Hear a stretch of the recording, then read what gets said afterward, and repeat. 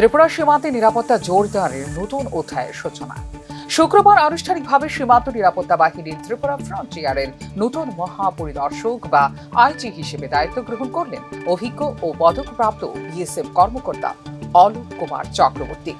একে শর্মার কাছ থেকে দায়িত্বভার গ্রহণ করে তিনি নতুন করে মণিপুর ফ্রন্টিয়ারে স্থানান্তরিত করা হয়েছে শর্মাকে।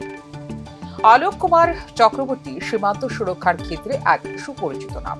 দীর্ঘ কর্মজীবনে ভারত বাংলাদেশ ও ভারত পাকিস্তান সীমান্ত এলওসি এবং এন্টি নকশাল অভিযানে গুরুত্বপূর্ণ দায়িত্ব পালন করেছেন তিনি। তার নেতৃত্বে একাধিক সীমান্ত অঞ্চলে ঘটেছে শক্তিশালী নজরদারি ব্যবস্থার উন্নয়ন। পেশাগত জীবনে তিনি অর্জন করেছেন একাধিক মর্যাদাপূর্ণ সম্মাননা, যার মধ্যে রয়েছে police medal for meritorious service, United nation mission in Kosovo medal এবং অতি উৎকৃষ্ট সেবা পদক।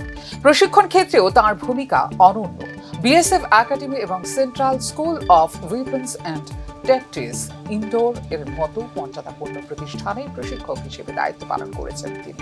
এছাড়া তিনি এসপিজি ও জাতিসংঘ মিশন ইন কসোভো ইউএনএমআইকে কর্মরত ছিলেন তিনি। তাঁর অভিজ্ঞতা, কৌশলগত দক্ষতা এবং নেতৃত্ব গুণ ত্রিপুরা সীমান্তে নিরাপত্তা ব্যবস্থাকে আরও সুদৃঢ় করবে বলে মনে করছেন বিশেষজ্ঞ মহল। ভারত বাংলাদেশ সীমান্তে নানা স্পর্শকাতর ইস্যু, বিশেষ করে গরু ও মাদক পাচার, অনুপ্রবেশ এবং সীমান্তবাসীর নিরাপত্তা বর্তমানে আলোচনার ক্ষেত্রে।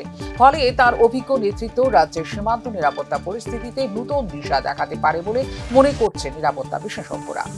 Bureau report, news now.